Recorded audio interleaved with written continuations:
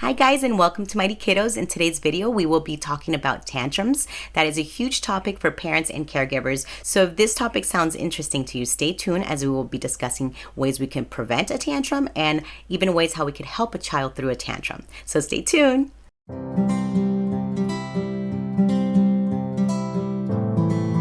Hey guys, thank you for joining me today for this video. I do want to mention that towards the end of the video, I will be giving you some tips and tricks that you can do specifically now during the holidays. So during holiday parties, family gatherings. So if that's something that you're really interested to learn about, stay tuned till the end of the video so you can find out what those tips are.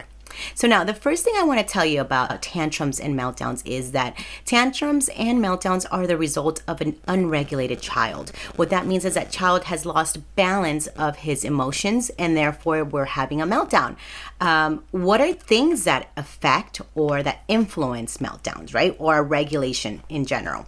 And that is our senses. The 5 most common senses that we all know are sight, hearing, smell, taste, and touch. Now, we know that there are some kiddos with sensitivity to sounds, sensitivity to taste, sensitivity to visual stimulation. So when any of those things get overwhelming for a child, we can see meltdowns. We can see tantrums. And so the key here to prevent tantrums is making sure that we have our child well balanced. So it is very important for us to know our children's sensory needs. So you need to really pay attention to your child. What does my child do before a tantrum? What happened right before this tantrum? There's 2 lesser known sensory systems, and that is our vestibular system, and the second one is our proprioceptive sensory system. In today's video, I will be focusing on the proprioceptive system. That system is very important because when a child has gotten enough input from their proprioceptive sensory system, you will then have, as a result, a more calmed individual, a more organized child in his behavior, and you will be able to see a child follow through with their daily activities if we have met their proprioceptive needs. So proprioceptive sensory input is our body's internal sense of body awareness. And that is a result of messages being sent to our body from our sensory receptors that we could find in our muscles or in our joints. So this is really important because this is what tells our body where we are in space, how our body is moving, and how our body parts relate to the rest of the body. So that is a huge, huge thing to keep in mind. So that's why proprioceptive input is really important. First thing we want to do is we want to make sure that we are having a well-balanced individual. So some things that you can do in terms of activity, and this is for a kiddo that is able to move the body in this way. And I've seen kids as little as 3 years old be able to perform these activities. The first one is frog jumps, as JT is doing here. You just jump and jump and jump. You could have them go, from one side of the house to the other. You could have them do it like 10 times and you could switch it up. The next one we have here is the gorilla hops. It is very important when you are doing gorilla hops to remind your child to close their fist. We have to have fists down and put forward and then hop over. It's a really interesting way to help a child coordinate their body. At the same time, they're having fun and they're becoming more balanced. The other one is bear crawls. These, you've seen them everywhere in boot camp and anytime you have an exercise routine. I'm sure you have done bear crawls, and this is super helpful for kids to help them really get all the energy out. Sometimes they'll be sore, but it is really important to give them this opportunity to move their body. Those are our 3 for jumping and moving around that I suggest. The other type of activities I suggest doing are heavy work activities. So for instance, we can do tug of war. As you can see here with JT, you could do it in various forms. You could do it standing up, you could do it kneeling, and you could be doing it sitting down. So you just want to make sure your child is pulling on. You could hold it tight, give in a little bit and then pull back, work on those muscles. Anytime your joints or muscles are being pulled, your proprioceptive sensory system is being triggered. So this is going to help the child feel more balanced. Another thing you could do is get a medicine ball. Depending on the size of your child and your child's strength, you can get medicine balls anywhere from 2 pounds up to 10 pounds. And we can do certain activities like rolling the ball back and forth, rolling the ball. You could try pushing the ball with your feet. You could also put the ball in a bag and just drag it back and forth. If there's cousins or friends around, you can make it a group activity. Kids love doing this.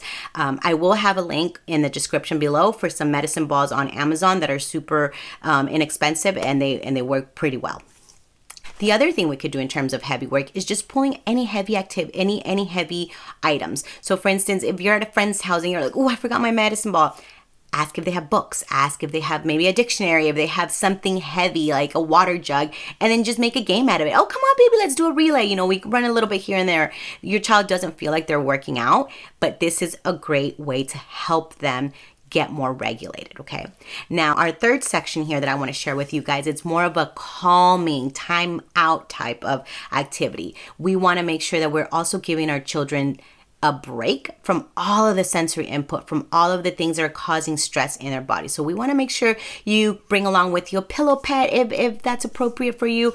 And if your child likes being in a dark room, you know, turn off down the lights, turn on your pillow pet and project all the lights. You could even play Zen music for them just to calm down. And you could be doing this for 5-10 minutes, however long they need it. Another thing you could do is go on a walk. You know, daddy go on the walk, mommy go on the walk. Just go on a walk where you guys are just quiet, just giving them then their alone time. And the other thing you could do is give tight squeezes. If for some reason you can't go anywhere, if for some reason you guys can't go outside because it's too cold or you have other kids with you, you could always just sit down on the couch. Okay, baby, come here, mommy, give you some love, and give them the tightest hugs you can. And this is more for their muscles to feel that input, right? To feel that tightness. So we can give them hugs, tight hugs, or we could roll them up in burritos. So those are really important things that help a child feel more regulated. Now, the tips that I wanted to share with you specifically for parties and for family gatherings are the following. It's really important for you guys to really know what your child's sensory needs are. But what I've seen work a lot, giving them, like I said, that heavy work, right? But I understand sometimes you're in a limited situation where you can't have kids running around. So you could purchase a weighted lap buddy or a weighted lap blanket where it has the same effect of pushing down on your muscles, and you just sit down. And on Amazon, they have a variety of them. They have some with little fidgets that you could play with. These are especially important if you are planning to go to a church event for Christmas, or if you're planning to have maybe a wedding or something where your child needs to sit down quietly. Other thing I will recommend is this, which is therapy putty. Therapy putty comes in various resistance, from extra small to extra strong.